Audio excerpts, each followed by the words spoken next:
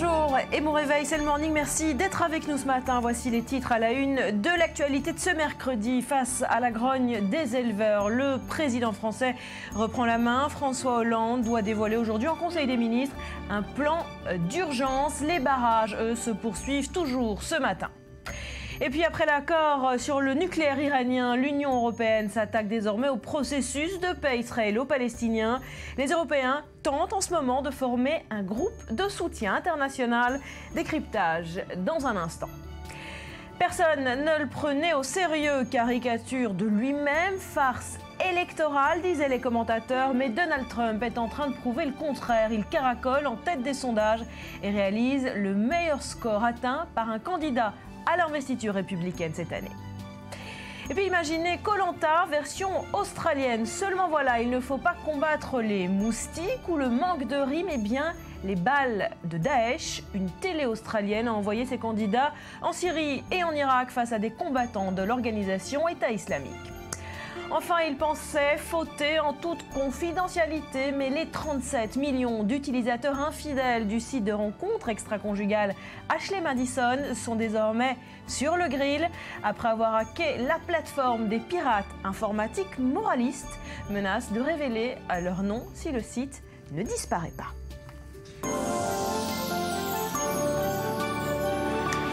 Bienvenue à tous. Face à la grogne des éleveurs, le président français reprend donc la main. François Hollande doit dévoiler dans la journée un plan d'urgence qu'il présentera en Conseil des ministres. Des éleveurs et des producteurs de lait qui ont lancé, vous le savez, une campagne nationale de protestation face à l'érosion des prix de leur production. Hier, ils ont finalement reçu la visite du ministre de l'Agriculture, Stéphane Le Foll, près de Caen. Regardez.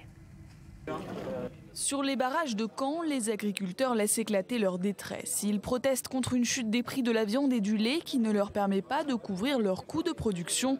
Samedi, le président français François Hollande avait lancé un appel à la grande distribution pour améliorer la rémunération des éleveurs. Un appel insuffisant selon les intéressés. On n'attend pas grand-chose, on n'est pas là pour avoir des rustines, on n'est pas là pour avoir de l'argent du contribuable. On est là pour un changement profond de l'agriculture, on est rendu au bout, à l'obsolescence totale de notre modèle. Donc aujourd'hui, il faut que les choses changent. Tel que la distribution est organisée, c'est très difficile de mettre en place, de court-circuiter ce système. Que nous soyons responsables et que toute la filière soit responsable de façon à ce que les éleveurs puissent aussi vivre de leur métier. Face à la colère des éleveurs qui s'étend à d'autres régions, le gouvernement passe à la vitesse supérieure. 10% des élevages seraient au bord du gouffre. Le ministre de l'Agriculture s'est rendu à Caen ce mardi. Les éleveurs réclamaient depuis longtemps de le rencontrer sur le terrain. Parmi les annonces attendues, le gouvernement pourrait opter pour des mesures de désendettement des exploitations en prenant à sa charge une partie des intérêts. En juin, les professionnels s'étaient engagés à augmenter les prix d'achat de la viande bovine de 5 centimes par semaine jusqu'à atteindre 4,50 € le kilo. On en est loin, les prix n'ont gagné que 7 centimes au total. La faute à qui? Distributeurs et industriels se rejettent la responsabilité. Myriam Lanant, grâce à cette crise, on comprend mieux la situation dramatique dans laquelle se trouvent les éleveurs français. Effectivement, une situation tout à fait dramatique avec plus d'1 millier de fermes qui sont littéralement au bord du gouffre et un secteur même en voie de disparition en France si des changements profonds ne sont pas faits très rapidement. Ce qu'il s'agit aujourd'hui, c'est d'un marché sous perfusion qui ne fait que survivre avec des aides gouvernementales, les subsides que versent les grandes surfaces pour les éleveurs aujourd'hui et qui sont aujourd'hui insuffisants pour couvrir les coûts. Autrement dit, les éleveurs aujourd'hui vivent sur le dos du contribuable et donc du consommateur. Une situation tout à fait illogique à l'ère de libre marché et de la consommation d'aujourd'hui. Le problème, ce sont les prix des grandes surfaces. Le problème, ce sont les charges pour le gouvernement. Le problème aujourd'hui, c'est qu'il va falloir trouver un coupable. Et ça, ni le gouvernement, ni les grandes surfaces, ni le consommateur ne sont très pressés d'en désigner un parce que tout le monde, aujourd'hui, a sa part de sa responsabilité dans cette situation tout à fait dramatique qui a poursuivi au bord du gouffre aujourd'hui ces éleveurs. On a parlé de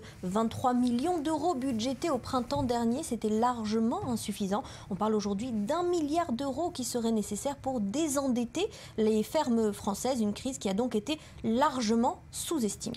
Alors il va falloir évidemment trouver des solutions. François Hollande doit annoncer son plan d'urgence dans la journée. À quel type d'annonce faut-il s'attendre? Alors il a déjà donné le ton, François Hollande, au Tour de France. C'est un petit peu une session de rattrapage pour un petit peu, on dirait, rattraper les erreurs justement de son ministre ministre de l'Agriculture, Stéphane Le Foll. Alors Stéphane Le Foll, sur le papier, profil parfait, formation dans l'agriculture, dans l'ingénierie agricultrice, et puis également petit-fils de paysan lui-même. Il a la culture, dit-on, paysanne pour coller à la crise. Et le problème, c'est qu'il n'a pas réagi ni assez bien, ni assez vite. Il a fait une faute, apparemment une faute politique, celle de refuser de rencontrer les éleveurs pendant plusieurs jours, jusqu'à ce qu'il y soit contraint par cet ultimatum, ses routes bloquées en Normandie lorsqu'il s'est rendu hier à Caen. Alors Hollande, lui, il a déjà donné un petit peu les prémices des propositions qui vont tomber. C'est ce plan d'urgence qui va tomber avec évidemment de nouvelles subventions à la clé et puis un appel aux grandes surfaces à augmenter le prix de la viande. Le problème, c'est qu'il va falloir prendre en compte pour le gouvernement de nombreuses réalités. D'abord, une réalité européenne. L'Europe a fait sauter les barrières douanières, a favorisé la libre circulation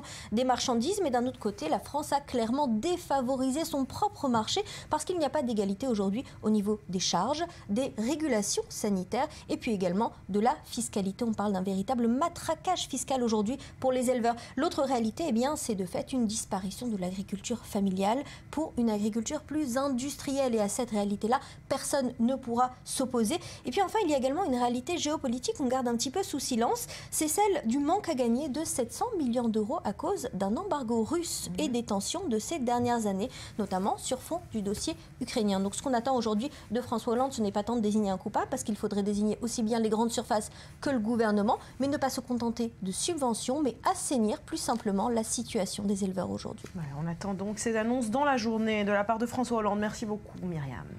Allez, retour en Israël avec cette visite officielle du Premier ministre italien Matteo Renzi. Il doit donner un discours attendu dans la journée au Parlement israélien. Hier, aux côtés de Benjamin Netanyahu, il n'a pas caché son franc soutien à l'État hébreu. Je vous propose de l'écouter. Nous avons des positions différentes concernant l'accord avec l'Iran. Nous soutenons le compromis négocié par les États-Unis et si un compromis est possible pour le futur de l'Iran, il ne peut y avoir de compromis pour la sécurité d'Israël. Tout en nous rangeant aux côtés de la communauté internationale, nous estimons que le droit d'Israël à exister est une nécessité absolue.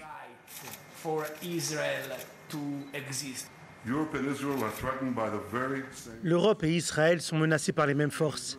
L'Italie et Israël coopèrent de plusieurs façons pour faire face à ces défis. Nos deux pays aspirent à la sécurité, la prospérité et la paix dans la région méditerranéenne et au-delà. Nous deux souhaitons voir Israël obtenir une paix durable avec nos voisins palestiniens.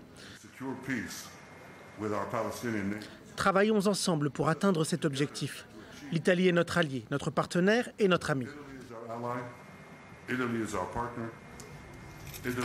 Et toujours au chapitre diplomatique, Israël n'a pas l'intention de se résigner à l'accord sur le nucléaire iranien. C'est le message que Benjamin Netanyahu a fait passer au secrétaire américain à la Défense, Ashton Carter, lui aussi en visite dans le pays. Les Iraniens, eux, estiment au contraire que c'est Israël qui est désormais plus isolé que jamais après la conclusion de cet accord à Vienne la semaine dernière. Explication, Léa Berdugo. Ashton Carter au Proche-Orient pour tenter de rassurer les alliés américains dans la région. Première étape du chef du Pentagone, Israël, où il a rencontré le chef du gouvernement. Les deux hommes se sont salués d'une longue poignée de main avant de commencer leur entretien sans faire de déclaration. Les visages sont fermés. Benjamin Netanyahou n'a effectivement pas cessé de remettre en question l'accord conclu avec l'Iran. Et cela, même après les efforts américains pour assurer le gouvernement israélien. Ashton Carter avait indiqué lundi que les États-Unis étaient prêts à renforcer leur coopération militaire avec le pays. Dans le même temps, Mohammad Javad Zarif fait la promotion de l'accord sur le nucléaire devant les députés iraniens. Le ministre des Affaires étrangères défend un accord équilibré. Nous ne devons pas oublier que tout accord est un marchandage et que chacune des parties renonce à une part de ses demandes pour obtenir les plus importantes d'entre elles. Jusqu'à ce que ce soit équilibré. Le secrétaire d'État américain John Kerry a lui réagi aux propos du guide suprême iranien qui jurait de défier les politiques américaines dans la région. Je sais que souvent des remarques sont faites publiquement et les choses peuvent évoluer différemment. Si c'est de la politique, c'est très inquiétant, c'est très dérangeant. Dans ce contexte, Laurent Fabius a annoncé se rendre prochainement à Téhéran à l'invitation du ministre iranien des Affaires étrangères. Dans un premier temps, j'irai en tant que responsable politique pour mon collègue iranien, M. Zarif, m'a invité. Il m'avait d'ailleurs invité auparavant, je n'étais pas venu, mais là, je trouve que tout est réuni pour que je m'y rende et j'aurai des conversations sur tous les sujets. Une visite strictement politique donc, qui sera suivie d'un volet économique avec la venue à Téhéran d'une délégation de patrons du MEDEF en septembre. En Israël, le débat sur les libérations de prisonniers palestiniens en échange de dépouilles de soldats israéliens s'est de nouveau posé ces jours-ci.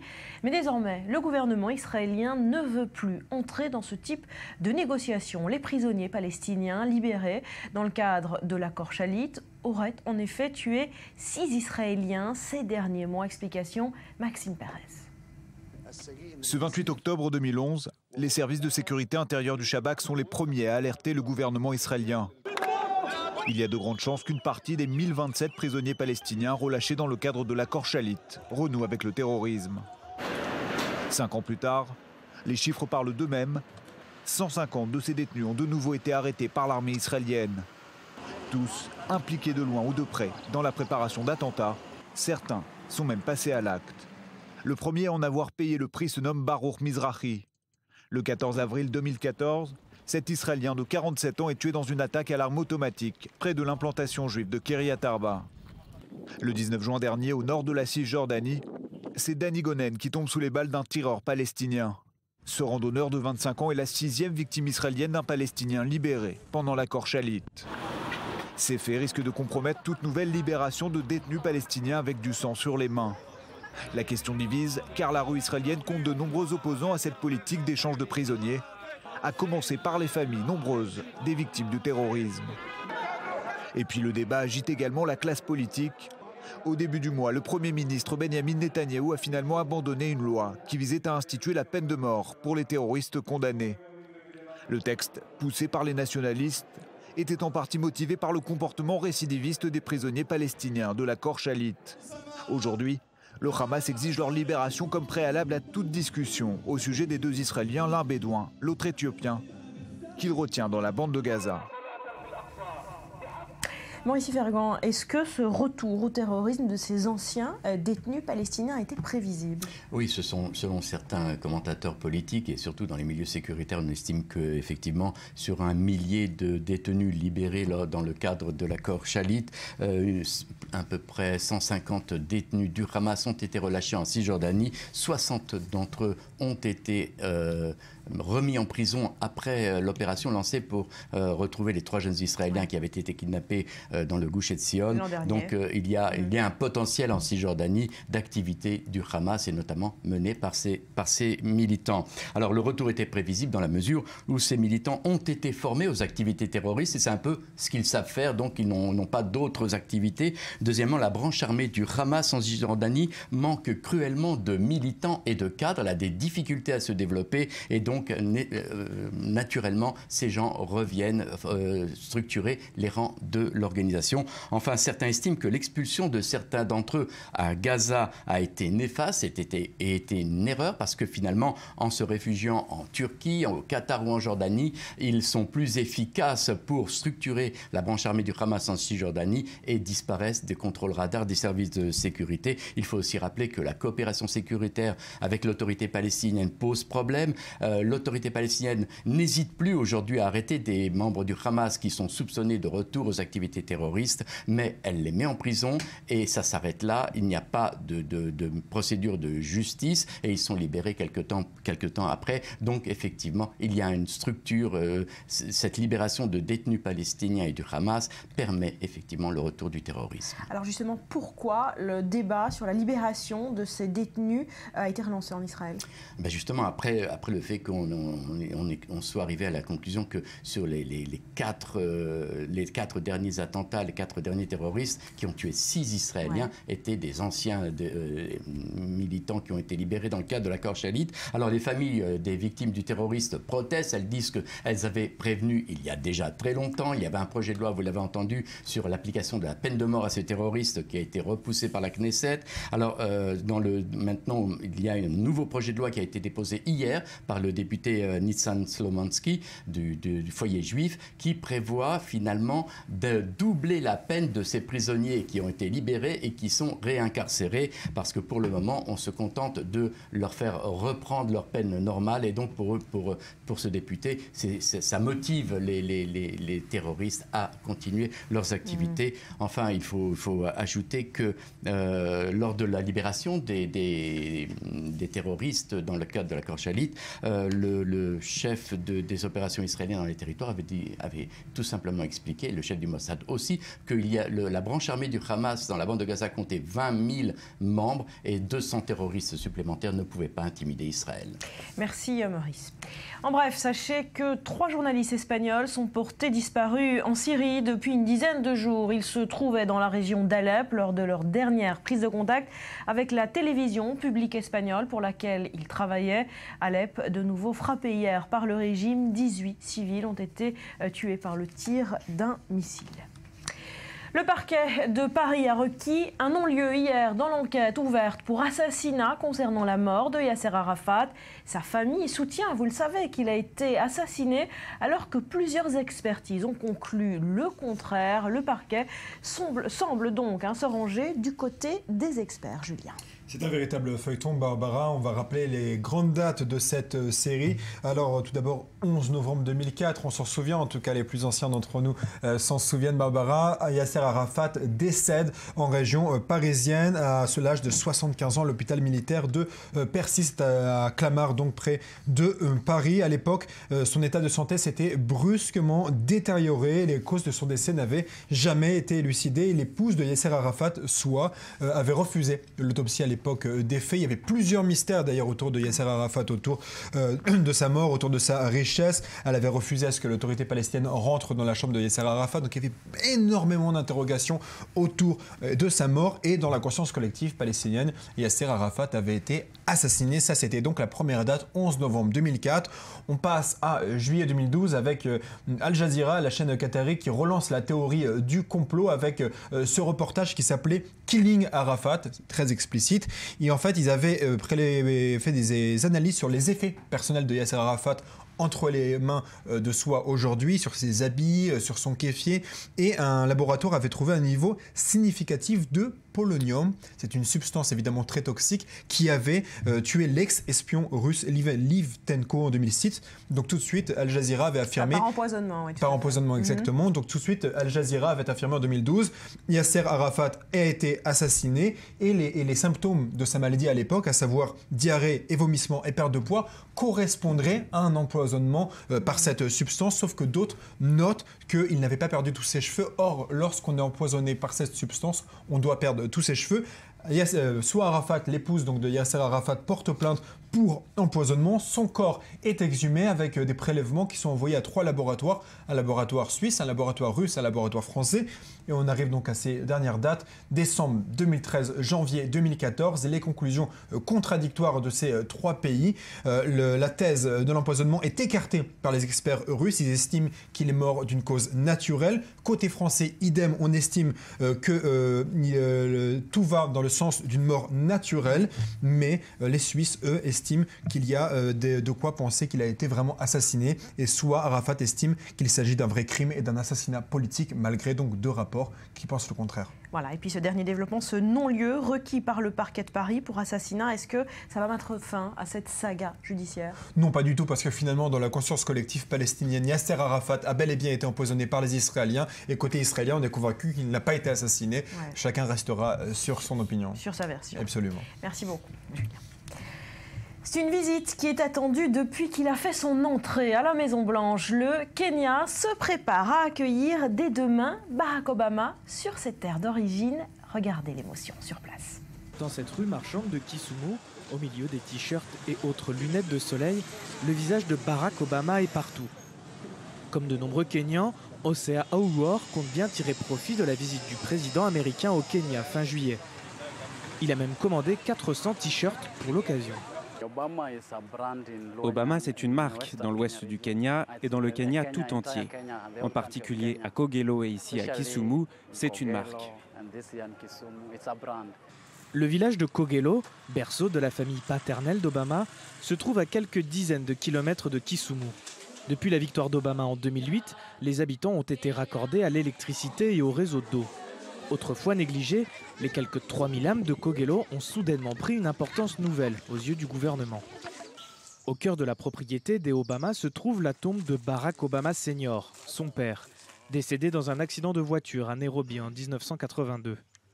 Mais le programme serré de la visite présidentielle ne lui permettra pas de venir lui rendre hommage, malgré l'espoir que suscitait cette visite chez les habitants.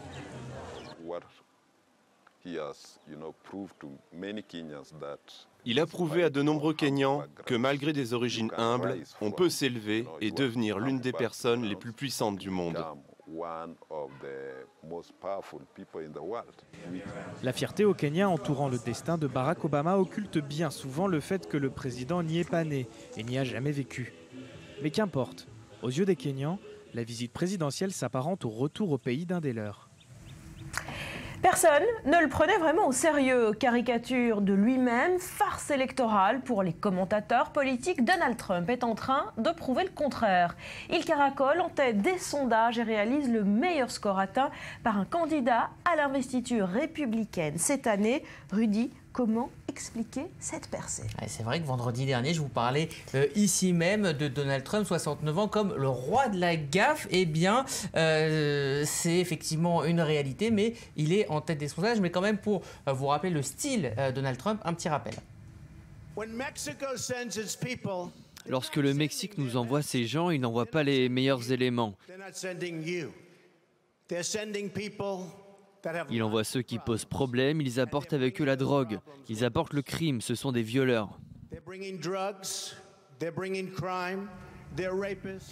Voilà, ce genre de déclaration à Trump, on a fait vraiment sa marque de fabrique et force est de constater que cela plaît. Regardez le sondage Washington Post ABC News qui date du début de semaine, de lundi, donne Trump nettement devant ses adversaires dans la course à la primaire républicaine, plus de 11 points devant Scott Walker. Alors pourquoi, contre toute attente, son style plaît? Tout simplement parce que l'histoire l'a montré, une primaire, ça se gagne aux extrêmes et donc Trump joue la carte des extrêmes, de la provoque et des idées ancrées très à droite et il a réussi son coup, c'est-à-dire au-delà des idées, centrer la campagne républicaine uniquement sur sa personne tous les jours. Ses sorties font la une de la presse, donc on ne fait que parler de lui. Pour l'instant, ça fonctionne. Pour le moment, ça fonctionne, sauf qu'il va peut-être payer ses dernières gaffes en date, car à force d'enchaîner les dérapages, il risque de se créer des obstacles. Oui, alors des obstacles, il y en aura plusieurs. Alors déjà, il est en train d'aller tellement loin que s'il obtient l'investiture, eh bien, il va falloir se recentrer, comme le font tous les candidats républicains. Mais dans son cas, ça serait plus un recentrage, mais un grand écart qui aurait l'air absolument pas crédible ou naturel. Oui. Alors, autre obstacle, c'est les conséquences de ces déclarations qu'on vient d'entendre sur l'électorat hispanophone, c'est, je le rappelle, 12% de l'électorat total. Et puis ça sera... qui vote traditionnellement à gauche. Mais ça peut être aussi décisif en Floride, par exemple. C'est-à-dire que ça peut se jouer à quelques voix sur la Floride, où il y a énormément d'hispanophones. Alors les membres du Parti républicain pourraient ne pas vouloir prendre le risque d'être fâchés avec 12% de l'électorat. Et puis, dernier dérapage en date, juste après ce sondage qui pourrait lui coûter cher. Et il a eu la mauvaise idée de s'en prendre à un vétéran du Vietnam très respecté aux États-Unis. Pas n'importe qui. Le sénateur John McCain. Écoutez. Si quelqu'un est capturé, c'est un héros autant que je sache, sauf s'il est un traître comme Bergdahl. Il a été capturé, il n'est pas un héros, mais vous devez faire autre chose aussi. Je n'aime pas le travail que John McCain fait au Sénat parce qu'il ne s'occupe pas de nos vétérans. Voilà, donc on attend de voir le prochain sondage pour voir si cette sortie va lui coûter des points, c'est ce que disent tous les analystes. Et puis pour en savoir vraiment plus, il va falloir attendre le 6 août, premier débat sur la chaîne Fox News où on devrait avoir droit aux principaux candidats dont Donald Trump et le langage risque d'être fleuri. Voilà, il risque de faire des éclats et puis ça ne rigole pas avec les vétérans du Vietnam, en tout cas dans le camp républicain aux États-Unis. Ça risque de lui coûter cher. Merci beaucoup Rudy. Il pensait fauter en toute confidentialité, mais les 37 millions d'utilisateurs infidèles du site de rencontre extra-conjugale Ashley Madison sont sur le grill. Après avoir hacké la plateforme, des pirates informatiques menacent de révéler leur nom si le site ne disparaît pas. Mauvaise surprise. C'est une mauvaise surprise. Il y a beaucoup de gens qui tremblent derrière leur écran d'ordinateur. Alors je vais faire comme Rudy, on va faire un tout petit backup pour les initiés, ceux qui connaissent Glidden en France. Eh bien, Ashley Madison, c'est l'équivalent, un site qui promet des rencontres en toute discrétion. 37 millions d'utilisateurs qui en ont eu pour leurs frais, c'est le moins qu'on puisse dire. Alors, s'identifiant sous ce nom The Impact Team, un groupe de pirates informatiques a lancé ce lundi un véritable chantage à la société ALM, Avid Life Media, qui est donc propriétaire de plusieurs sites de rencontres, dont Ashley Madison. On pouvait voir quelques captures d'écran, puisque j'ai dû bien sûr m'inscrire pour pouvoir vérifier cette information. C'est le journalisme de terrain. Exactement. Si ALM ne ferme pas définitivement tous ces sites, eh bien, ces pirates menacent de publier. Arrêtez de rigoler parce qu'ils vont croire que c'est vrai. Ils vont croire que c'est vrai. Faites votre travail, c'est tout. Si ALM ne ferme pas tous ces sites, donc, ces pirates menacent de publier toutes les données des abonnés, y compris les fantasmes sexuels des inscrits, ça vous fait rêver, leurs transactions par carte bancaire, leur identité et leur adresse. Donc c'est pas du tout drôle en fait. Aussi, hein. Exactement, voilà. Bien sûr, parce que certains mettent leurs photos. Ouais. Des abonnés, parce qu'en fait quand vous vous inscrivez, on vous dit que ça marchera mieux si vous mettez votre photo quand même. Alors, on vous propose un petit masque pour vous cacher un petit peu, mais il y a beaucoup de photos. Alors des abonnés qui sont pour la plupart canadiens, américains, on le précise. Ouais. Et puis alors réaction immédiate quand même de cette société ALM qui a sécurisé, dit-elle, les sites et notamment des données personnelles d'identification qui avaient apparemment été un petit peu trop lâchées sur le site. Alors c'est un piratage idéologique presque, on a envie de dire. Quelle est la motivation de ces hackers ? Exactement. Alors ils ne demandent pas d'argent. Le combat des hackers, alors des hackers qui seraient peut-être en fait un ex-employé de la société selon les rumeurs, eh bien ce combat est d'ordre moral. Et oui, il dénonce notamment la publicité mensongère de la société ALM qui, pour 19 petits dollars, promet de supprimer toutes ces données personnelles des utilisateurs. Une option qui a rapporté pas mal d'argent, 1,7 million de dollars l'année dernière, alors qu'en fait, eh bien, ces données restent sur le site. Comprenez, c'est une pure escroquerie. Un mensonge, en tout cas, qui n'a pas freiné l'expansion d'ALM, puisque cette société qui a été fondée en 2001, eh bien, se clame aujourd'hui d'être le plus grand site au monde pour les hommes et les femmes mariés à la recherche d'une relation extra-conjugale en toute discrétion. Près de 40 millions d'abonnés, un nouvel inscrit toutes les 6 secondes, et puis des utilisateurs racolés par des campagnes publicitaires qui incitent vraiment à tromper sans aucun complexe. Et ce slogan de Ashley Madison, « La vie est courte, prenez un amant ». Alors justement, prendre un amant, c'est de plus en plus compliqué, hein ? Je ne sais pas, demandez à Rudy. Non, parce que c'est... Moi, j'en ai pas pris. Il y a plusieurs sites comme ça qui ont déjà été piratés avant. Alors, il y a eu un site qui a été piraté, effectivement, l'année dernière. Ça devient maintenant un petit peu compliqué, effectivement. Voilà. Voilà pour ces pirates moralistes. Merci beaucoup, Betsabé. Merci, Rudy. À suivre, l'Union européenne veut relancer le processus de paix après l'accord nucléaire. L'UE s'attaque donc au dossier israélo-palestinien en créant un groupe de soutien international. Décryptage après un nouveau journal qui vous est présenté ce matin par Eleonore Veil.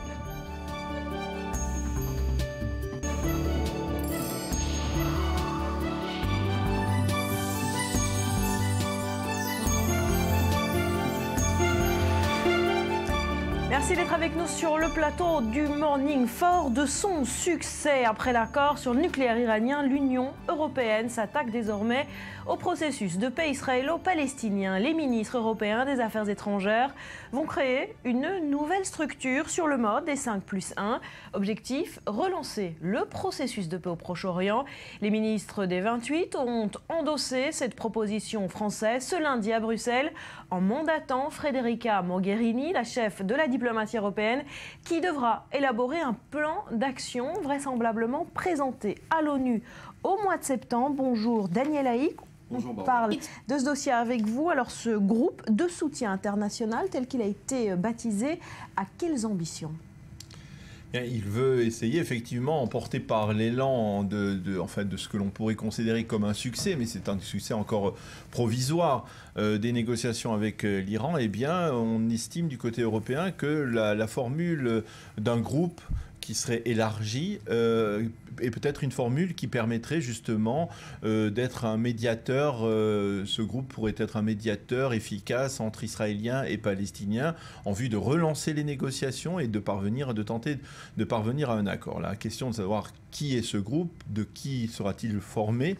Et là, apparemment, il s'agirait d'un quartet plus élargi, ce fameux quartet qui n'a pas été particulièrement efficace au cours des 10 dernières années, et qui pourrait inclure les pays arabes. Et là, la grande question, c'est qu'à partir de ce moment-là, quelle va être la situation d'Israël comme pays engagé si les négociations reprennent? Et le sentiment général, c'est que quelque part, Israël risque de se voir imposer un règlement. Si c'est un quartet si c'est un forum dans lequel il y a l'Union européenne, l'ONU, la Russie et les pays arabes et les États-Unis, on a le sentiment que c'est un forum déséquilibré qui ne sera pas suffisamment impartial pour que les Israéliens puissent lui faire confiance. Alors justement, ce projet a été annoncé lors d'une réunion des ministres des Affaires étrangères européens à Bruxelles ce lundi. Et dans la même lancée, l'Union européenne a annoncé d'autres mesures et même des condamnations concernant Israël. Seulement, on parle des produits étiquetés en Cisjordanie, un projet que l'Union européenne veut faire avancer. On parle de transfert de population. De la situation des Bédouins exactement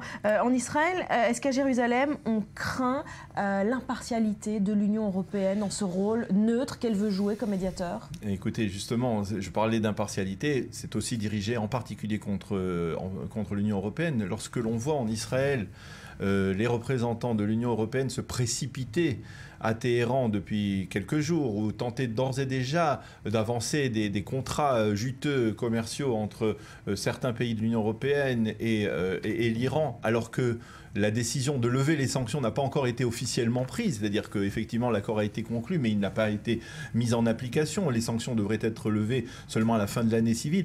Donc on considère du côté israélien que l'Union européenne n'est pas un partenaire, n'est pas un médiateur impartial, et que cela ne peut pas se faire avec... il n'y a pas de possibilité véritable, et on comprend très bien qu'il s'agit d'une initiative qui est partie de la France.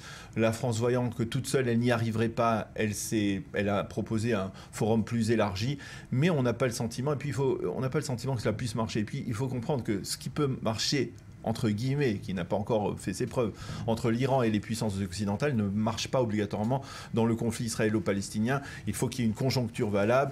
Si l'accord a été conclu, l'accord de Vienne a été conclu, c'est parce qu'il y avait un Obama d'un côté, c'est parce qu'il y avait un Rouhani de l'autre côté, et on n'a pas le sentiment côté israélien que les conditions sont particulièrement favorables ou ont changé, surtout pas par rapport au contexte international, au contexte régional, au chaos régional. Tout cela ne favorise pas la reprise d'un dialogue. Voilà, et malgré tout, Federica Mogherini pourrait donc déposer une résolution à l'ONU au mois de septembre. On suivra évidemment de près ce dossier. Merci beaucoup, Daniel. Dans le reste de l'actualité de ce mercredi, voici ce qu'il faut retenir. 3 infos, 3 images. C'est signé Océane Nicole. C'est aujourd'hui en Grèce que le Parlement s'apprête à voter pour la 2e fois un projet de loi sur l'accord avec les créanciers. Un nouveau défi politique se présente donc pour Alexis Tsipras après la perte de sa majorité absolue au Parlement la semaine dernière. Un premier projet de loi avait été adopté par 229 députés sur 300. Le 2e projet de loi sera examiné dans la matinée et un vote en séance publique est attendu dans la soirée. Au lendemain des élections présidentielles sous haute tension au Burundi, le dépouillement des votes est toujours en cours ce matin. Marqué par des violences et boycotté par l'opposition, l'issue de ce scrutin ne fait pas de doute et un 3e mandat est attendu sans surprise pour le président sortant, Pierre Nkurunziza. Depuis la crise que traverse actuellement le pays, 80 personnes ont été tuées et plus de 100 000 Burundais se sont réfugiés dans les pays voisins. Les résultats officiels du vote ne sont pas attendus avant demain. Et c'est aujourd'hui que l'Angleterre fête les 2 ans du prince George, le 22 juillet 2013 à 16h24 précisément. Kate Middleton et le prince William montraient pour la première fois leur premier enfant au peuple britannique. Et le prince George n'avait que 27 heures quand il est apparu pour la première fois devant les caméras, devant plus de 200 journalistes présents sur place. Voilà, bon anniversaire au petit prince. C'est une grand-messe pour le climat qui s'est tenue hier à Paris, à 4 mois de l'ouverture de la 21e conférence des Nations Unies, la COP21, dans la capitale française. Laurent Fabius a donc réuni hier plus de 40 ministres dans le but de faciliter la conclusion d'un accord mondial au mois de décembre. Explication, Ariane Ménage. À 4 mois de l'ouverture de la 21e conférence des Nations Unies sur le climat, les discussions débutent dans la capitale française. De son côté, Laurent Fabius prépare la conférence au niveau diplomatique. Il a réuni en début de semaine 40 ministres pour faciliter l'adoption d'un accord mondial en décembre. L'enjeu, limiter les émissions de gaz à effet de serre pour maintenir le réchauffement climatique sous la barre des 2 degrés. Un accord sur le climat signifie renoncer à utiliser 80% des ressources d'énergie fossile facilement accessibles dont nous disposons encore. Nous pouvons le vivre comme une contrainte, c'en est une, mais aussi comme une opportunité. Une autre réunion se tenait sous l'égide de Nicolas Hulot, le sommet des consciences pour le climat. Une réunion des personnalités engagées dans la lutte contre le réchauffement climatique. De Kofi Annan à Albert de Monaco, une quarantaine de personnalités ont pris la parole. Si nous n'agissons pas immédiatement pour tenter d'arrêter et d'inverser les tendances climatiques actuelles, mon petit-fils vivra dans un monde dont la température moyenne pourrait être bien supérieure à celle que j'ai connue quand j'étais enfant. Les scientifiques confirment aujourd'hui que le trou de la couche d'ozone se rebouche lentement, ce qui signifie que le changement est possible, si tant est qu'il y ait une volonté politique pour l'appuyer. Après les précédents échecs des conférences internationales sur le climat, de nombreux problèmes persistent. Le texte des négociations est encore très vague. La différenciation entre pays développés et pays en développement n'a pas été réglée. L'optimisme a du mal à se faire sentir dans la capitale parisienne.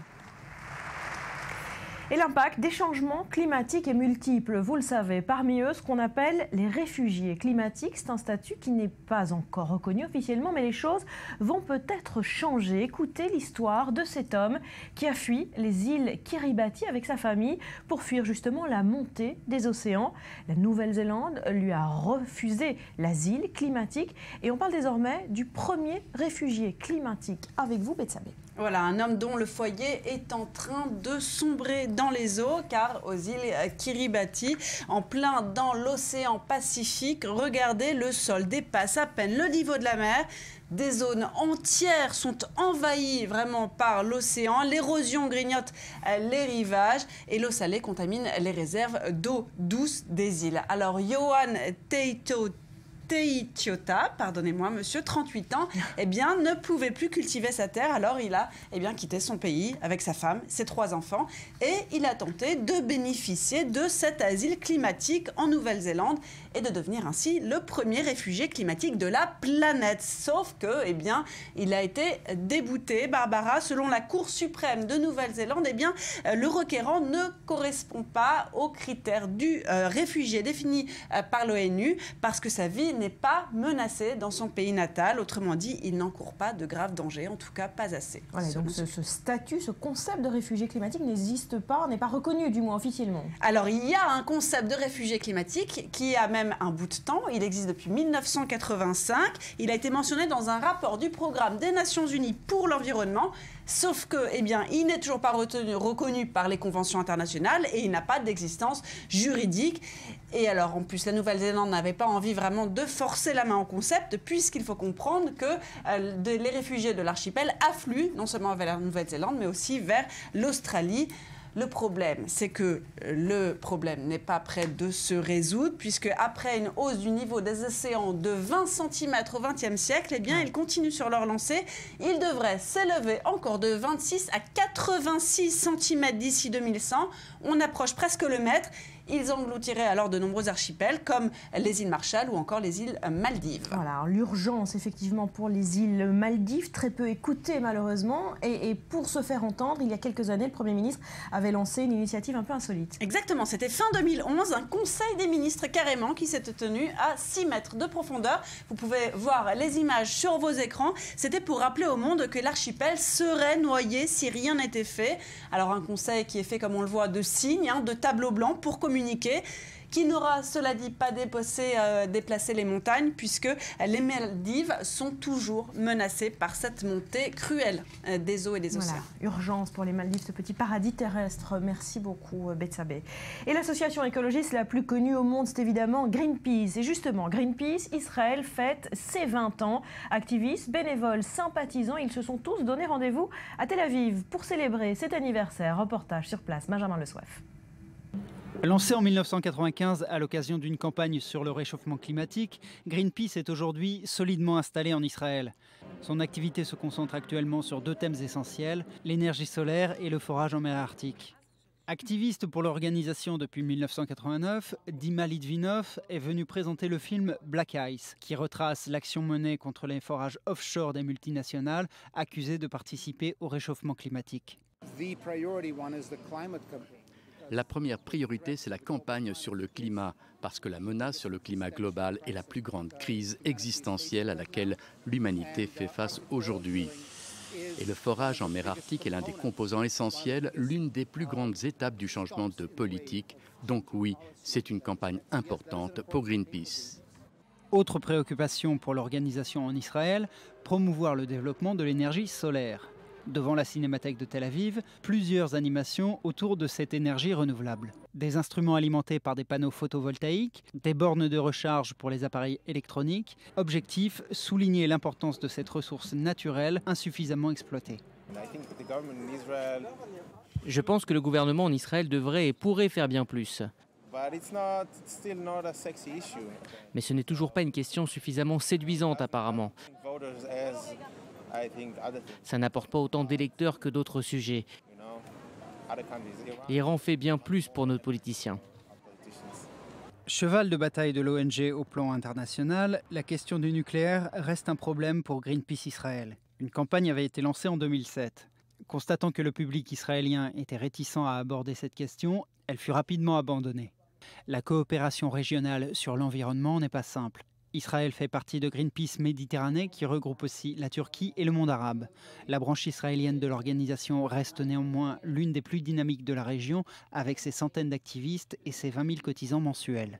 Pour son 20e anniversaire, Greenpeace Israël regarde vers l'avenir. On espère qu'on n'aura plus besoin de nous. Nous espérons que le gouvernement fera le nécessaire. Nous n'aurons plus besoin d'un groupe de citoyens qui poussent le gouvernement et qui fassent campagne pour l'environnement.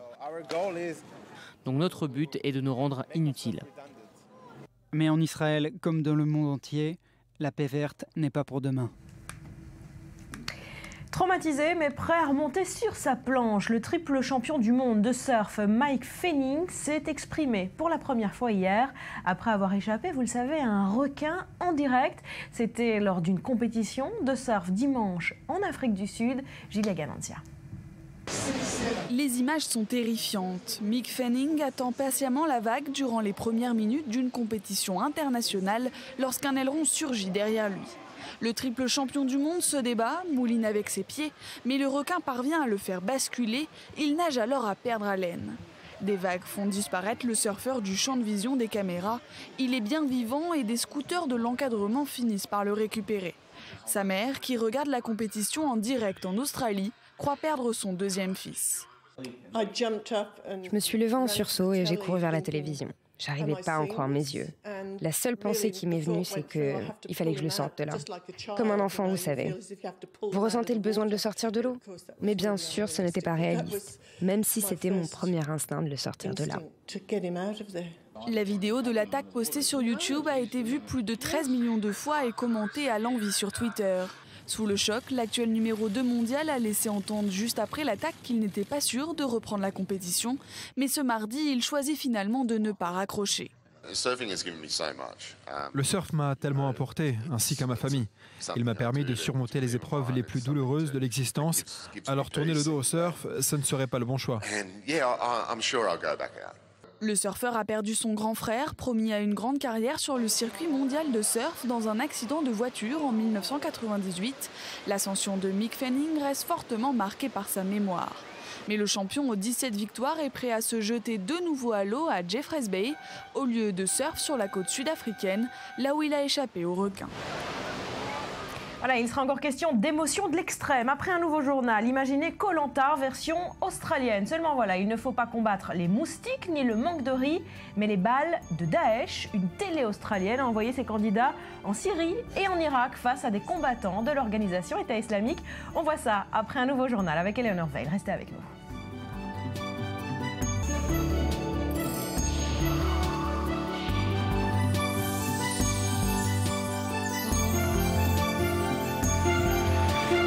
Merci d'être avec nous sur le plateau du Morning. La Turquie a annoncé avoir identifié un suspect au lendemain de l'attentat suicide qui a touché la ville frontalière de la Syrie, Suruk, au sud du pays. 32 morts, essentiellement des Kurdes. Et la certitude pour la Turquie que l'État islamique est bien derrière cette attaque. Chloé Demoulin. Après l'attaque, les autorités répliquent. Le président Recep Tayyip Erdogan a maudit les responsables. Son Premier ministre a promis ce mardi de renforcer la sécurité et de faire rapidement la lumière sur les circonstances de l'attentat. Un suspect a été identifié. Ses éventuels liens à l'étranger ou en Turquie sont en cours de vérification. La plus forte possibilité est qu'il s'agisse d'un attentat suicide lié à l'État islamique.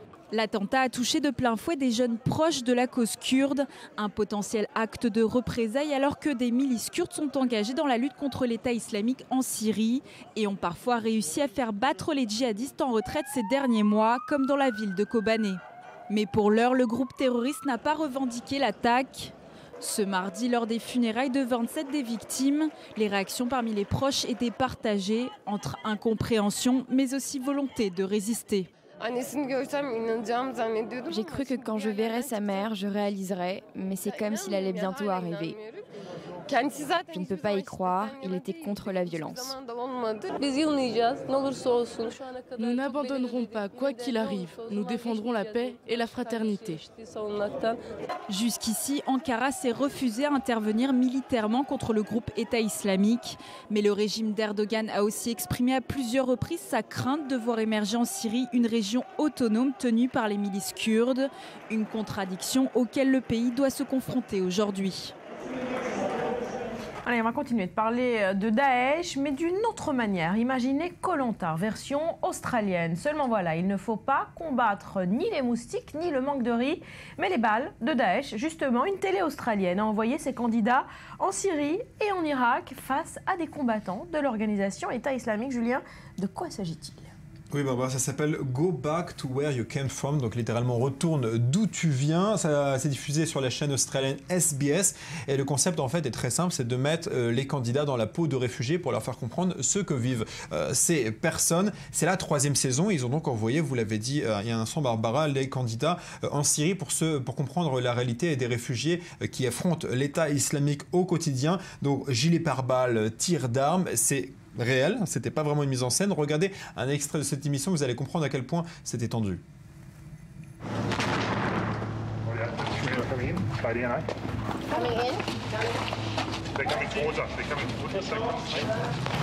The Australians learn ISIS forces are less than a kilometre away. Stay down,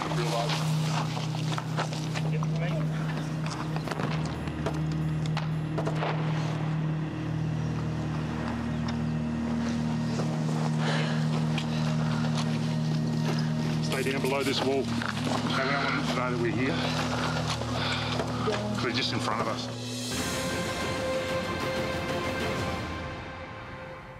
Quelle est l'idée derrière ce jeu complètement fou ? Oui, c'est un peu l'idée, c'est un peu la question qu'on peut se poser. Quelle était l'idée ? Je vois Daniel Alaï qui est très perturbé par ce qu'on vient de voir et ça peut se comprendre. En fait, la production a voulu surfer sur un débat de société, à savoir est-ce qu'il faut, oui ou non, assouplir les conditions d'intégration et les conditions d'acceptation des immigrés en Australie, notamment des immigrés de Syrie et d'Irak, parce qu'il faut savoir qu'en Australie, 60% des habitants sont opposés à l'accueil des réfugiés arrivés par bateau. C'est un débat qu'on connaît beaucoup en Europe et ils approuvent leur placement dans des centres de rétention à l'étranger. Donc la production a voulu prendre des candidats très différents les uns des autres, c'est toujours comme ça en télé-réalité pour faire alimenter les débats et pimenter un peu les audiences. Alors par exemple 3 candidats, voilà, Nicole, une jeune femme qui a travaillé dans un centre de rétention et qui souhaite que l'Australie se montre plus accueillante, Kim qui milite pour l'immigration zéro, ou encore Andrew Jackson qui est un instituteur plutôt opposé à l'accueil des immigrants. Barbara. Daniel. S'ils sont attrapés, ils sont éliminés. Voilà. Je crois que s'ils sont attrapés, ils seront éliminés au sens propre du terme. Au sens littéral du mot. Il faut parler de l'accueil, peut-être. Voilà, alors comment elle a été accueillie justement cette émission dans le pays ? Alors il y a eu beaucoup de critiques, mais il faut comprendre que cette émission, ça date pas de cette année, c'est la 3e saison, comme je vous le disais. Ils ont tourné dans le passé en Irak, au Cambodge, dans un centre de rétention, donc ils sont habitués au scandale. C'est vrai que cette année, quand même, avec Daesh, ils sont allés un peu loin. L'émission a été critiquée, mais vendue dans beaucoup de pays. En Israël, Keshet a acheté les droits, ils ne l'ont pas encore utilisé, rassurez-vous, Daniel. Daniel. En France, en 2013, il y avait une rumeur selon laquelle France 2 allait adapter l'émission avec beaucoup de scandales. Ça n'a pas eu lieu. En tout cas, là où ça a été adapté et diffusé, les audiences ont été au rendez-vous. Et, important, figurez-vous que l'émission a reçu un soutien de taille, celui du porte-parole belge du Haut Commissariat des Nations Unies. Il a estimé que cette émission pourrait peut-être faire comprendre le point de vue, pourrait faire changer le point de vue des gens sur les conditions des immigrés. En tout cas, chacun se fera son propre avis. Et pour ceux qui regardent la télévision australienne, il y en a peut-être. Sachez que le programme, les épisodes face à l'État islamique seront diffusés le 28, 29 et 30 juillet sur SBS. Voilà, voilà pour ce débat sur l'immigration en Australie. Porte-parole du Haut Commissariat des réfugiés des Nations Unies. Oui, on comprend. Ça fait avancer le débat, en tout cas, sur l'immigration, qui est un vrai problème connu par tous les pays. Merci beaucoup, Julien. On va parler d'un autre débat, cette fois en Israël. Le débat politique sur la conversion fait rage dans le pays. Chasse gardée des partis religieux, ils sont revenus en force au gouvernement. Ces partis, vous le savez, et tout assouplissement de cette procédure est donc désormais repoussé. Mais le débat continue. Shahar Peled avec Léa Volbert. Qui est juif ? La question de la conversion au judaïsme est depuis bien longtemps un sujet conflictuel au sein de l'État des Juifs. Mais ces derniers temps, avec un gouvernement israélien de droite où les religieux sont puissants, les réformes pour mettre fin au monopole du grand rabbinat ultra-orthodoxe sont toutes refusées. Et forcément, il y a des mécontents. Je ne crois pas que le grand rabbinat d'Israël doit conserver un quelconque monopole de décision en ce qui concerne des actions que le peuple juif a réussi à accomplir sans problème depuis 2000 ans. Le problème le plus inhérent au processus de conversion aujourd'hui en Israël est l'absence d'options. Originaire d'une petite banlieue aux alentours de Moscou, Alex, comme 364 autres milliers d'immigrants, a découvert qu'il n'était pas considéré comme juif aux yeux du grand rabbinat uniquement après avoir fait son alia. Car en Israël, depuis les accords de coalition politique de 1950, c'est le grand rabbinat qui contrôle les mariages et les divorces. Les documents que nous avons perdus sont en cause. Nous ne pouvions pas prouver à l'institution rabbinique que les parents de ma mère étaient juifs, des deux côtés.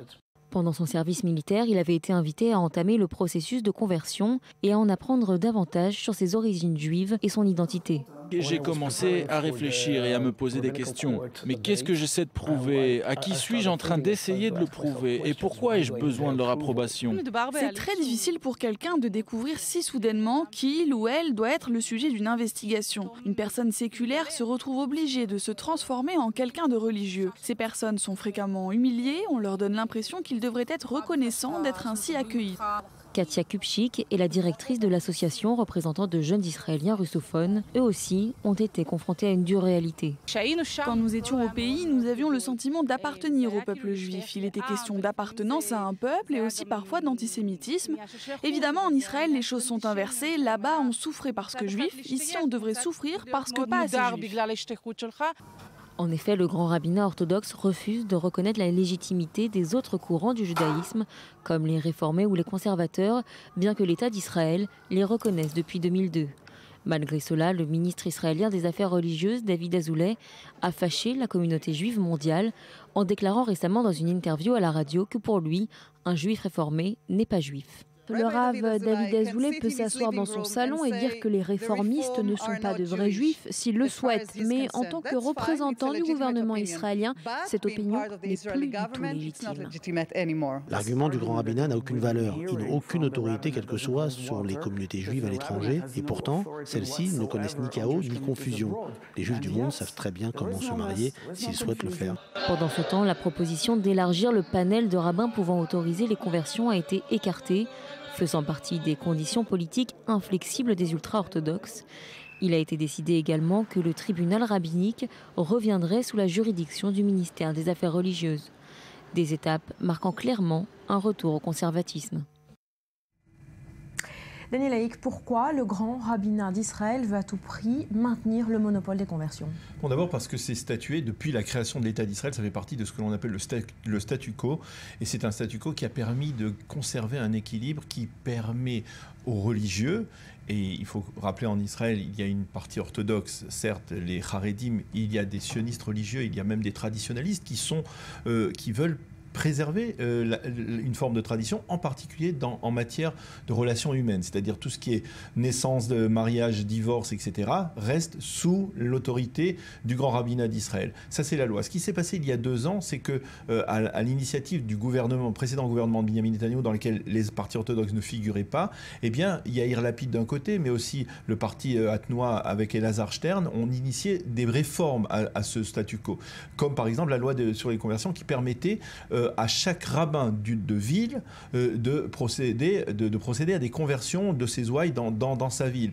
Il y a eu décision, c'est-à-dire cette loi a été annulée dans le nouveau gouvernement sous les pressions des partis orthodoxes qui ont posé comme condition sine qua non à leur entrée dans la coalition gouvernementale l'annulation de ces lois. Il faut comprendre que ça pose problème parce que quelque part cette loi, même si elle avait une volonté de s'ouvrir, dans les mondes orthodoxes, on dit finalement ce ne sont que des spécialistes qui peuvent traiter du dossier des conversions. Des partis orthodoxes, quelle est la crainte du grand rabbinat si jamais ces conversions sont ouvertes à d'autres? Eh bien, c'est que finalement la loi des conversions sera allégée au point de permettre à de nombreux non-juifs qui, selon la tradition juive, ne sont pas considérés comme juifs, de nombreux non-juifs de rentrer à l'intérieur du peuple d'Israël de manière trop facile. Ouais. Là, il faut rappeler que le judaïsme n'est pas une religion prosélyte et qu'il y a une forme d'épreuve à franchir pour rentrer à l'intérieur du peuple juif. Et du côté, c'est la position des orthodoxes, même si on peut dire que, par exemple, la tradition juive, à l'origine, il y a une très célèbre convertie qui s'appelle Ruth, qui a été convertie, on peut dire, à l'époque d'une seule phrase et qui a donné naissance au roi David, qui est la grand-mère du roi David et, selon la tradition, l'arrière-grand-mère du Messie. Donc ça veut dire que les convertis peuvent avoir un rôle important à jouer, mais aujourd'hui, à partir du moment où c'est sous le contrôle des orthodoxes, eh bien, c'est la ligne dure qui l'emporte, au détriment d'une ligne un peu plus ouverte qui a été véhiculée par les rabbins la mouvance sioniste religieuse et cela rend difficile, bien entendu, par exemple, les dizaines et les centaines de milliers de juifs venus de l'ex-Union soviétique, par exemple, qui veulent se convertir. Ceux qui, par exemple, deviennent soldats peuvent aller sacrifier leur vie pour l'État d'Israël, mais lorsqu'on les enterre, ne sont pas reconnus comme juifs s'ils tombent au combat. Tout cela pose de véritables problèmes et c'est un bras de fer entre les orthodoxes d'un côté et même des mouvances plus ouvertes comme la mouvance sioniste religieuse à l'intérieur de la société plus libéraux, plus ouverts. Merci beaucoup Daniel pour ces explications. C'est une découverte archéologique comme il en existe peu. En Israël, un ancien parchemin hébreu vieux de 1500 ans a été déchiffré et ce grâce à une technologie informatique de pointe. Reportage Mel Benoliel. À première vue, des cendres, voire du charbon, rien en tout cas qui laisse présager qu'il s'agit là d'un parchemin. Encore moins d'un parchemin en hébreu complètement calciné, vieux de 15 siècles. Et c'est cet archéologue qui a mis la main dessus le premier il y a 45 ans lors de fouilles de ruines d'une synagogue d'En-Gedi sur les bords de la mer Morte. À l'époque, nous avons entre autres retrouvé dans ces couches de ruines quelque chose de cylindrique. Après l'avoir nettoyé avec précaution, nous avons découvert que c'était un parchemin brûlé, l'extérieur étant bien plus brûlé que sa partie intérieure. L'extérieur était impossible à exploiter à cause du feu, mais il restait quelque chose dans l'intérieur, mais nous ne savions pas quoi. Nous avons réalisé des expériences au moment de la découverte pour savoir de quoi il s'agissait, mais ces expériences ont toutes échoué. Car en 1970, aucune technologie ne permet de déchiffrer ce que contient ce parchemin brûlé, qui est alors conservé par l'autorité des antiquités d'Israël. Mais il y a quelques mois, une compagnie israélienne se porte volontaire pour utiliser son microscanner. Nous avons d'un côté un émetteur de rayons X et de l'autre un récepteur et un détecteur qui tourne autour de l'objet pour le scanner, en l'occurrence un rouleau de parchemin. Ce scanner prend des centaines de photos en 2 dimensions et cela enregistre tout ce qui se trouve à l'intérieur du rouleau et même les textes qui se trouvent écrits sur le parchemin en lui-même. Une sorte de radiologie médicale au service de l'archéologie. Les résultats sont alors envoyés à l'université du Kentucky où le professeur Brent Seals a mis au point un logiciel d'imagerie digitale qui permet de fournir les premières images lisibles de ce parchemin. Et le résultat est inattendu pour le Dr Shore et son équipe puisqu'il révèle que le texte correspond aux 8 premiers versets du Lévitique, 3e des 5 livres qui composent la Bible hébraïque. C'est ce qui est vraiment amusant. On utilise la technologie la plus avancée pour étudier les plus anciens objets façonnés par l'homme. Mais au-delà de ça, notre travail est avant tout un travail de préservation, de recherche et d'analyse, car ces manuscrits sont très importants pour l'histoire de la civilisation occidentale. Une découverte qui permet de combler un grand vide entre les manuscrits de la mer Morte vieux de plus de 2000 ans et le codex d'Alep, plus ancienne version connue de la Torah, écrite au 9e siècle de notre ère. Déchiffrer un parchemin brûlé vieux de 1500 ans, c'est désormais chose faite. Il semblerait bien que même en archéologie, la technologie rend l'impossible possible. Voilà pour cette découverte. On va se quitter pour un nouveau point complet sur l'actu. Après, vous le savez, on dit que l'amour est aveugle. Eh bien, il semblerait bien que oui. Selon une nouvelle étude, les personnes mariées pèseraient 2 kilos de plus que les célibataires. Le détail après un nouveau journal donc, qui vous est présenté ce matin par Aléonore Veil.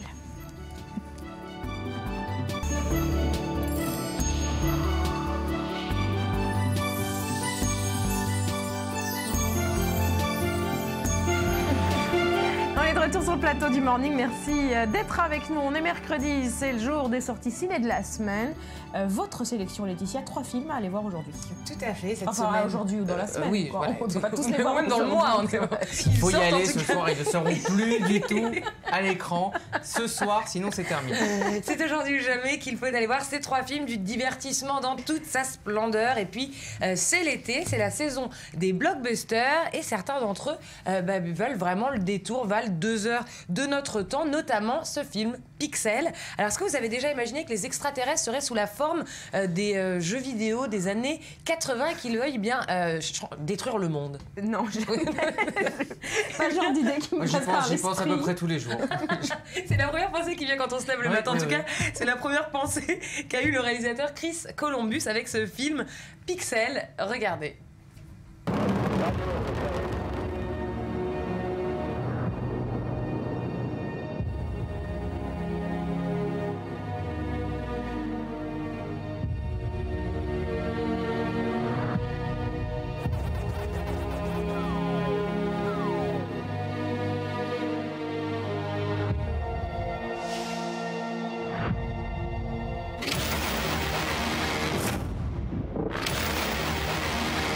Some alien life force has sent real-life video games to attack us. Pac-Man's a bad guy?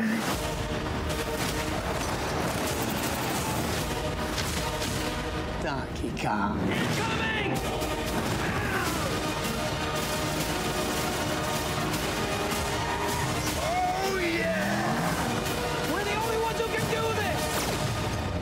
Went to the arcades growing up? May I introduce to you the creator of Pac-Man?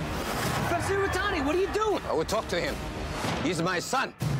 Hello, my sweet little boy. Look how big you've grown. It's so sweet. He's so sweet. Somebody annihilate this stupid thing! Le papa japonais. Oui, c'est l'idée d'avoir des pixels, les personnages des jeux vidéo des années 80 qui débarquent dans la vraie vie et qui détruisent tout. C'était un court-métrage d'un jeune réalisateur français qui avait fait énormément de bruit sur Internet il y a quelques années. Donc là, c'est la reprise de son idée. Il ne s'attendait pas du tout à ce que son court-métrage prenne autant d'ampleur. Dans sa version hollywoodienne. On va rester à Hollywood, on va rester dans la grosse machine américaine. Cette fois-ci, c'est un film un peu plus profond, tout de même, disons, parce que là, on était dans une comédie. La rage au ventre, le dernier film d'Antoine Fuqua. Pour ceux qui ne se rappellent pas de ce réalisateur, c'est lui qui a été oscarisé pour le film Training Day. Alors là, il délaisse les banlieues américaines pour s'intéresser au monde de la boxe. C'est l'histoire de Billy Hope, interprété par un incroyable Jake Gyllenhaal qu'on adore, champion du monde des mi-lourds, qui doit faire face à la mort de sa femme et tenter de se reconstruire et de récupérer sa fille dans les services sociaux. On regarde ça en images. I expected a hard fight, you know. I put my family through a lot. The more you get hit, the harder you fight. I get it. Let's go! Only now you've taken way too many hits before you get off. You can't fight like that anymore. Think about her. I want to tell you something. I love you. I love you. So predictable. Man. The light heavyweight champion of the world, Billy Hope. I wouldn't be here without my wife, Maureen. Hey, Billy, why are you leaving so soon? Come on, keep walking. Baby, you ain't never been a real man. Billy, let that go. Let's go home. How about I take your belt? Billy, stop!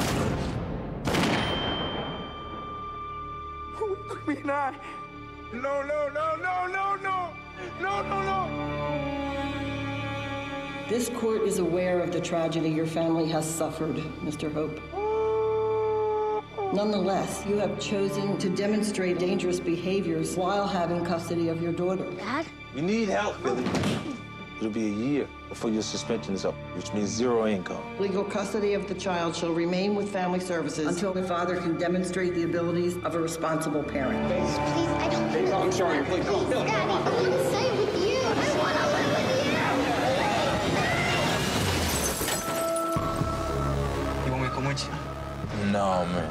I gotta do this alone. So what brings Billy Hope into my gym? I'm looking for a job, maybe a place to trade. You couldn't handle the rules here, man. I can't lose my daughter. I'll give you my everything. Somebody help me, please! I know that you're mad at me right now. You don't know anything. She doesn't want to see you today. Tell her I love her. Gotta let her hate you so she can get better. I am free. How'd you like the fight for that title? You think that you can beat Magic? Not without you. I'm gonna fight again. I'm gonna get my kid back. What chance is there that Hope could win? The cards are stacked against Hope. They say Billy Hope can't make it. Billy Hope is over. This is your time. This is your moment. You can control your destiny. Non, ça va remonter crescendo jusqu'à une happy end. Certainement. Dites-moi oui. Certainement, on est dans le cinéma américain. Ils sont obligés. Mais je peux pas vous en dire beaucoup plus. Ce que je peux vous dire, c'est que ça sent tout de même les Oscars. Hein, ce film, Antoine Fuqua, c'est tout de même un habitué. Et puis c'est la recette qui marche. Hein, le film de boxe, le drame familial, un casting à faire pâlir. Clint Eastwood. Ouais, voilà, en tout cas, une autre recette qui marche. On va retourner en France, on va retourner de la légèreté un petit peu. Une recette qui marche, c'est la nostalgie. Avec ce film français, on est bien dans la nostalgie. Ça s'appelle Nos Futurs. C'est Rémi Besançon qui est derrière la caméra. L'histoire de deux anciens amis d'enfance, Thomas et Yann, qui se retrouvent et ils décident de refaire une fête comme à l'époque et part donc à la recherche de leurs anciens camarades qui, vous allez le voir, ont bien changé. T'as changé, c'est incroyable. Joint. Non, merci. Allez, c'est bon, décoince un peu, on dirait un vieux. Un vieux? T'as les poils de cou tout blanc, hein? Tes couilles, là, regarde, question pour un champion, hein? C'est bon, arrête avec tes conneries, ça va. Tu t'es vu, toi? T'as complètement bugué. Condamné à vivre éternellement ton adolescence. J'ai un certain Thomas pour Monsieur Kerbeck qui dit qu'il a une idée de ouf. Il n'est pas là, ça, je l'ai dit. Je t'ai vu! Bon, alors dis-moi, c'est qui? C'est quand même dingue que je sache rien de lui. Bonjour, sur place, importé? Alors, c'est quoi ton plan de ouf? Une fête comme à l'époque. Avec tous nos potes, comme avant. On commence par qui? D'abord, il nous faut du son. DJ Mad Max! Le mec le plus cool, lui, eu. Le mec le plus ouf, surtout. Complètement taré, quoi. Oh, mais ce cheval à sa place, arrête de le tripoter. Voilà, il est là. Tu l'as pas écorné, quand même? Non, je l'ai pas écorné. Pas écorné, donne-moi ça. Putain, il l'a écorné. T'étais vraiment un gamin, quoi. Y a plus de Mad Max, c'est clair? Salut, c'est Yann Kerbeck à l'appareil. Vous ne savez pas où vit votre fille? Terminal, lycée Montaigne. À mon avis, vous ne voulez pas me le dire. Tu sais, elle me plaisait vraiment, Virginie. Hein. Ça me foutra de te la revoir. Moi, je crois qu'on n'oublie rien. Tout ça, ça reste quelque part. Oh les gars, ça me fait plaisir de vous voir. Quand on était gamin, on croyait qu'on était tellement loin de la mort. T'y crois au paradis, à l'enfer, tout ça? T'y crois pas, toi? Le Nirvana de Kurt Cobain. T'y crois, ça? Ouais, j'y crois. On va continuer à se voir, hein. On se perd plus de vue maintenant. Voilà, là aussi, c'est une recette qui marche, ça a l'air sympa. Oui, tout à fait, voilà, avec la petite ritournelle hein, de Sébastien Tellier derrière, qui marche toujours avec la nostalgie. Bon. Voilà, donc pour Nos Futurs et voilà pour les sorties de la semaine. Voilà, pour les films à aller voir tous aujourd'hui dans la journée, avant ce soir, n'oubliez pas. Est-ce que vous jouez au Scrabble? Imaginez-moi jouer au Scrabble. Pourquoi pas? Ça ferait des mots très originaux. Ça ferait pas mal de points. En tout cas, c'est l'un des jeux de société, vous le savez, les plus connus. On aime ou on n'aime pas hein, le Scrabble, ce jeu où les lettres peuvent compter double ou triple à ses propres championnats du monde. Et oui, et surprise, écoutez bien, dans l'épreuve du Scrabble français, c'est un Néo-Zélandais ne parlant pas un mot de français qui vient d'être couronné, Léa Volbert. Nigel Richards a près de 50 ans, il est néo-zélandais et comme des milliers d'autres néo-zélandais, il ne parle pas un mot de français. Seulement lui est champion du monde de Scrabble francophone. Il s'est imposé en 3 manches lundi 20 juillet face au Gabonais Chili Kilagu Rekawe à Louvain en Belgique. C'est son 3e titre de champion du monde de Scrabble. Les 2 précédents étaient en anglais en 2007 et 2011. Il y a précisément 9 semaines, Nigel Richards décide de se lancer dans la lecture assidue de l'officiel du Scrabble, le dictionnaire de référence des joueurs. Pas un mot ne lui échappe, pas un sur les plus de 65 000 qui composent ce dictionnaire. Parmi ceux qui lui ont permis de remporter la finale, le verbe miauler, mais aussi l'adjectif anatrope, qui se dit d'un ovule végétal entièrement renversé. Il a également choisi de dégainer l'imparfait du subjonctif du verbe énouer pour porter le coup final à son adversaire, que j'énoisse, que tu énoisses, qu'il énoie. Fort de ce prix de champion mondial de Scrabble francophone, Nigel Richards est toujours incapable de formuler une phrase en français. Il a dû faire appel à un traducteur pour son discours de remerciement. Ouais, c'est impressionnant, hein? Ouais, scientifiquement. Anatrope, Voilà. L'ovule végétal renversé, c'est très important. Vous le replacerez dans votre prochaine partie de Scrabble. Je vais essayer de le placer dans ma prochaine chronique. Il y a beaucoup de points, Un film anatropique. On dit que l'amour est aveugle et il semblerait que oui, selon une nouvelle étude, les personnes mariées pèseraient 2 kilos de plus que les célibataires. Je pense que toutes les personnes mariées se reconnaissent. Absolument. Alors logiquement, c'est vrai, quand on parle couple ou santé dans cette émission, on fait appel à Betsabé Salem, qui est notre spécialiste bien-être, mais bizarrement, notre rédactrice en chef m'a désigné pour vous présenter cet article du Figaro qui fait beaucoup de bruit depuis une semaine, peut-être parce que je suis tout simplement la meilleure illustration du résultat de cette étude menée conjointement par des chercheurs suisses et allemands. Alors c'est désormais prouvé, se mettre en couple fait prendre du poids, surtout aux hommes. Alors je ne vais pas vous diffuser une photo de moi il y a un an avant mon installation avec ma chère et tante, ça pourrait me pourrir la journée. Non, je vais déjà vous montrer ce tableau pour prouver finalement ce que tout le monde savait déjà. Les chercheurs ont calculé ce qu'on appelle l'IMC, l'indice de masse corporelle, un panel d'hommes, de femmes, et le verdict est sans appel. Vous le voyez, 26,3 chez les hommes en couple contre 25,7 chez les célibataires. Côté femmes, c'est moins marqué, 25,6 contre 25,1 pour les célibataires. Alors cette étude vient confirmer un sondage qui a été déjà sorti en 2013 de britannique qui disait que plus de 60% des sondés avouaient clairement avoir grossi après s'être installés en couple. Alors, la moyenne c'est 2 kilos, mais je pense que ça peut aller bien au-delà des 2 kilos. Ça dépend du nombre d'années en couple peut-être. Absolument. Alors c'est une étude, vous l'avez dit, scientifique. Alors scientifiquement, comment on explique ce phénomène? Alors l'article du Figaro fait le tour de toutes les hypothèses développées par les différents comportementalistes. Alors première hypothèse, c'est ce qu'on appelle les kilos du bonheur ou les love kilos. En clair, dans les premiers mois en couple. Les poignées d'amour, quoi. Absolument. Oui, enfin c'est ce qui va amener les poignées d'amour par la suite. Dans les premiers mois en couple, en fait, on partage beaucoup. Petit-déj joli, apéro prolongé, restaurants qui se multiplient et petits encas après l'amour. Bref, le couple aime se retrouver après et créer des véritables rituels, et donc on prend inévitablement des kilos. Et puis en plus, là aussi c'est scientifique, le cerveau en ébullition, puisqu'il est amoureux, il sécrète les hormones du bonheur, par exemple les ocytocines. Elle tourne à plein régime, donc elle demande de la consommation, donc effectivement ça donne faim tout simplement. Voilà, ça donne faim. Deuxième hypothèse. C'est bon signe. C'est bon signe. C'est que le couple va bien. Oui, absolument. Ça veut dire qu'on est amoureux.